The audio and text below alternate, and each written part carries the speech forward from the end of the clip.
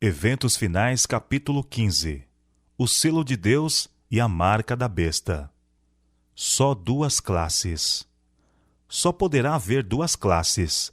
Cada participante é assinalado distintamente, ou com o selo do Deus vivo, ou com o sinal da besta ou de sua imagem.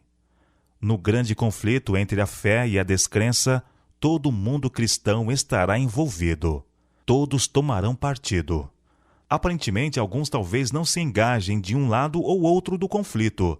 Talvez não pareçam tomar partido contra a verdade, mas não se porão audazmente em campo a favor de Cristo, com receio de perder propriedades ou sofrer opróbrio. Todos esses serão incluídos entre os inimigos de Cristo. Ao nos aproximarmos do tempo do fim, a distinção entre os filhos da luz e os filhos das trevas será cada vez mais clara. Eles estarão cada vez mais em desacordo. Esta diferença é expressa nas palavras de Cristo: nascer de novo. Criados novamente em Cristo, mortos para o mundo e vivos para Deus. São estas as paredes de separação que dividem o celestial do terreno e descrevem a diferença entre os que pertencem ao mundo e os que são escolhidos do meio dele, os quais são eleitos e preciosos à vista de Deus. Membros da família são separados. Os que têm sido membros da mesma família são separados. Sobre os justos é colocado um sinal. Eles serão meus, diz o Senhor dos Exércitos, naquele dia que farei serão para mim particular tesouro. Poupá-los-ei como um homem poupa a seu filho que o serve. Os que forem obedientes aos mandamentos de Deus unir-se-ão com um grupo de santos na luz, entrarão na cidade pelas portas e terão direito à árvore da vida. Esse será tomado. Seu nome permanecerá no livro da vida, ao passo que os que com ele se associam terão a marca da eterna separação de Deus. Julgados pela luz que recebemos. Muitos que não tiveram o privilégio que nós tivemos entrarão no céu antes dos que tiveram grande luz, mas não andaram nela.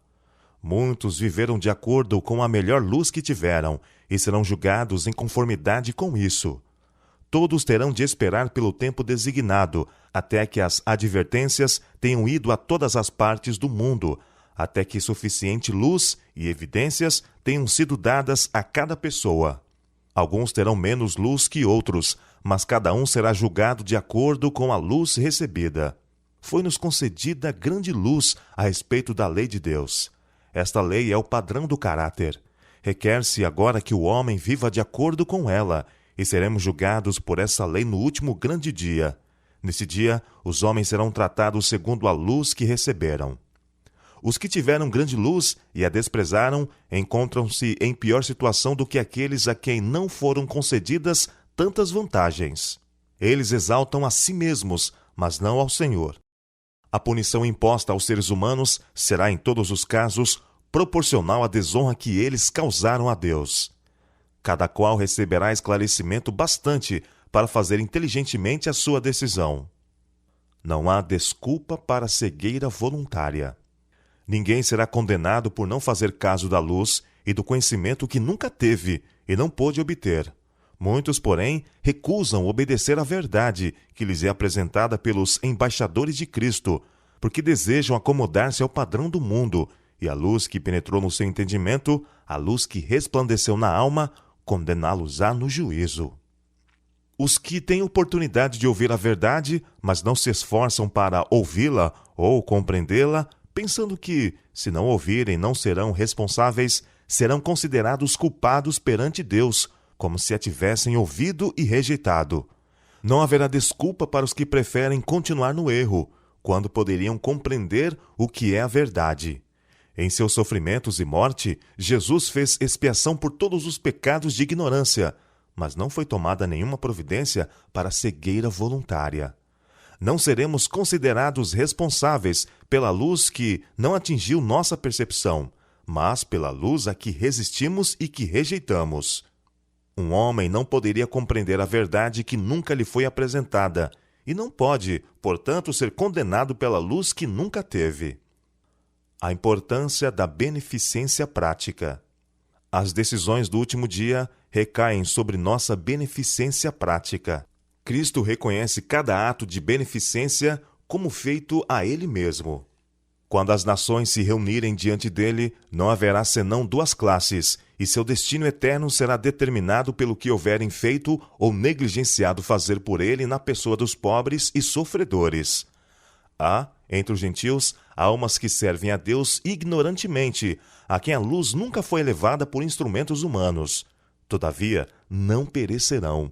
Conquanto ignorantes da lei escrita de Deus, ouviram sua voz a falar-lhes por meio da natureza e fizeram aquilo que a lei requeria. Suas obras testificam que o Espírito Santo lhes tocou o coração e são reconhecidos como filhos de Deus. Quão surpreendidos e jubilosos ficarão os humildes dentre as nações e dentre os pagãos de ouvir dos lábios do Salvador: quando fizestes a um destes meus pequeninos irmãos, a mim o fizestes. Quão alegre ficará o coração do infinito amor quando seus seguidores erguerem para ele o olhar, em surpresa e gozo, ante suas palavras de aprovação. O motivo dá cunho às ações. No dia do juízo, alguns apresentarão esta ou aquela boa ação como pretexto para receberem consideração. Eles dirão: eu montei um negócio para vários jovens, dei dinheiro para fundar hospitais, aliviei as necessidades das viúvas e acolhi os pobres em minha casa. Sim, mas os seus motivos estavam tão contaminados pelo egoísmo que a ação não era agradável à vista do Senhor. Em tudo o que fizeram, o próprio eu foi realçado consideravelmente. É o motivo que imprime cunho às nossas ações, assinalando-as com ignominia ou elevado valor moral. O que é o selo de Deus?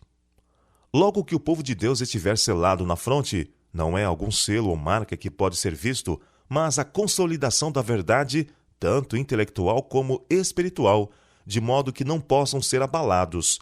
Logo que o povo de Deus estiver selado e preparado para a sacudidura, ela ocorrerá. Na realidade, já começou. O selo do Deus vivo é colocado nos que guardam conscienciosamente o sábado do Senhor. Os que querem ter o selo de Deus na testa precisam guardar o sábado do quarto mandamento. A verdadeira obediência do sábado é o sinal de lealdade a Deus. De todos os 10 preceitos, só o quarto contém o selo do grande legislador, Criador dos céus e da terra. A observância do memorial do Senhor, o sábado instituído no Éden, o sábado do 7º dia, é a prova de nossa lealdade a Deus. Tão verdadeiramente como foi colocado um sinal sobre as portas das habitações dos hebreus, para proteger o povo contra a ruína geral, será colocado um sinal em cada um dos que pertencem ao povo de Deus. O Senhor declara: também lhes dei os meus sábados, para servirem de sinal entre mim e eles, para que soubessem que eu sou o Senhor que os santifica. Semelhança com Cristo no caráter. O selo do Deus vivo só será colocado nos que se assemelham a Cristo no caráter. Os que hão de receber o selo do Deus vivo e ser protegidos no tempo de angústia devem refletir completamente a imagem de Jesus. O selo de Deus jamais será colocado à testa de um homem ou mulher impuros. Jamais será colocado à testa de um homem ou mulher cobiçosos ou amantes do mundo. Jamais será colocado à testa de homens ou mulheres de língua falsa ou coração enganoso. Todos os que recebem o selo devem ser imaculados diante de Deus, candidatos para o céu. O amor exprime-se na obediência, e o amor perfeito lança fora o temor. Os que amam a Deus têm o seu selo na testa e praticam as obras de Deus. Os que vencem o mundo, a carne, o diabo, serão os agraciados que receberão o selo do Deus vivo. Com todas as faculdades que nos foram dadas por Deus, estamos procurando alcançar a medida da estatura de homens e mulheres em Cristo? Estamos buscando sua plenitude, chegando cada vez mais alto, procurando atingir a perfeição de seu caráter? Quando os servos de Deus chegarem a esse ponto, eles serão selados em suas frontes. O anjo relator declarará: feito está. Eles estarão completos naquele a quem pertencem pela criação e pela redenção. No tempo do selamento, agora. Vi que a presente prova do sábado não poderia vir até que a medição de Jesus no lugar santo terminasse e ele passasse para dentro do segundo véu. Portanto, os cristãos que dormiram antes que a porta fosse aberta no Santíssimo, quando terminou o clamor da meia-noite no 7º mês, em 1844, e que não haviam guardado o verdadeiro sábado, agora repousam em esperança, pois não tiveram a luz e o teste sobre o sábado que nós agora temos, uma vez que a porta foi aberta.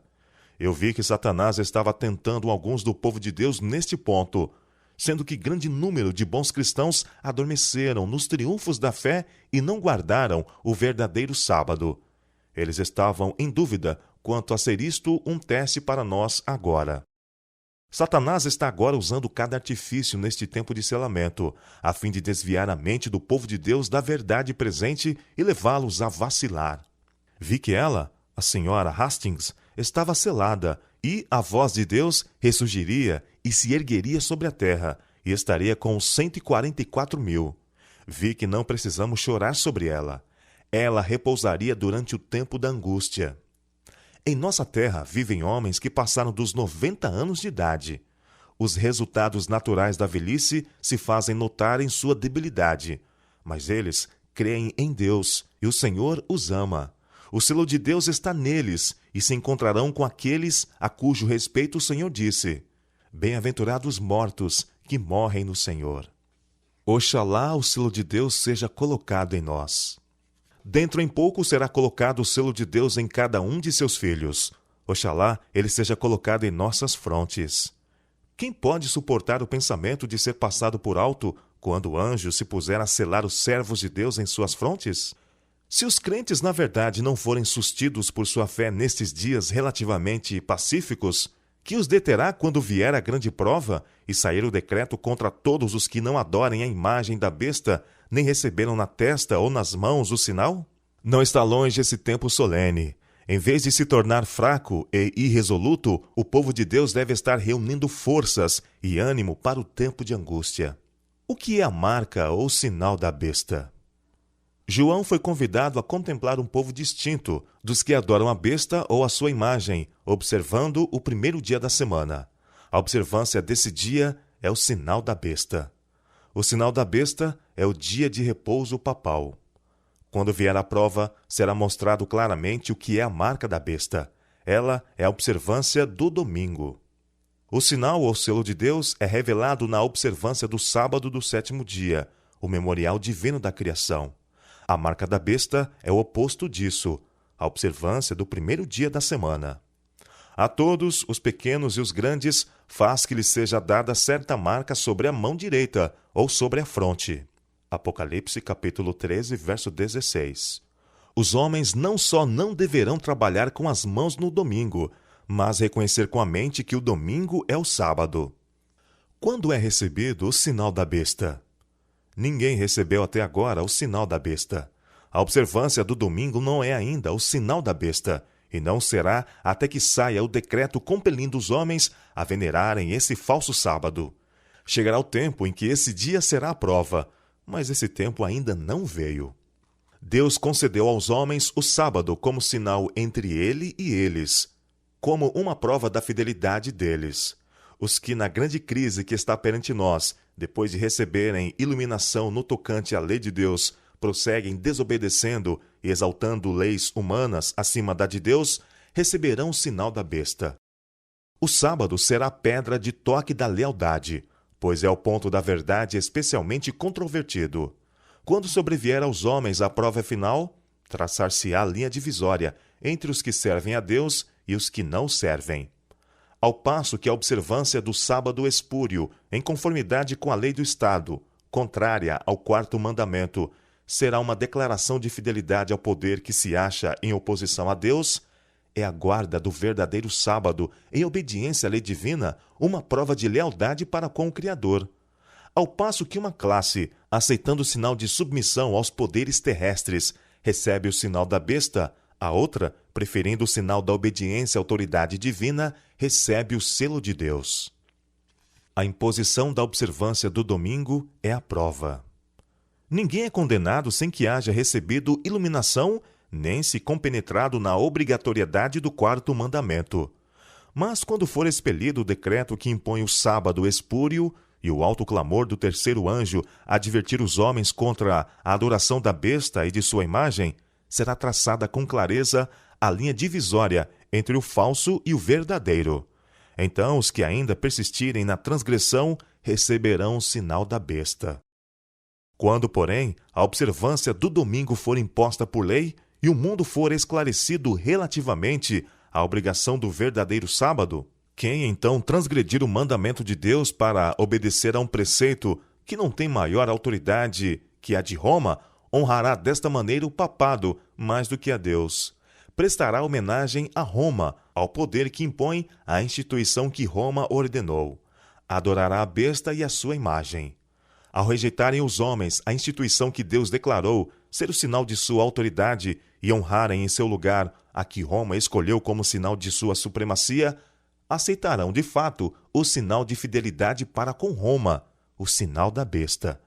E somente depois que esta situação esteja assim plenamente exposta perante o povo, e este seja levado a optar entre os mandamentos de Deus e os dos homens, é que então aqueles que continuam a transgredir hão de receber o sinal da besta.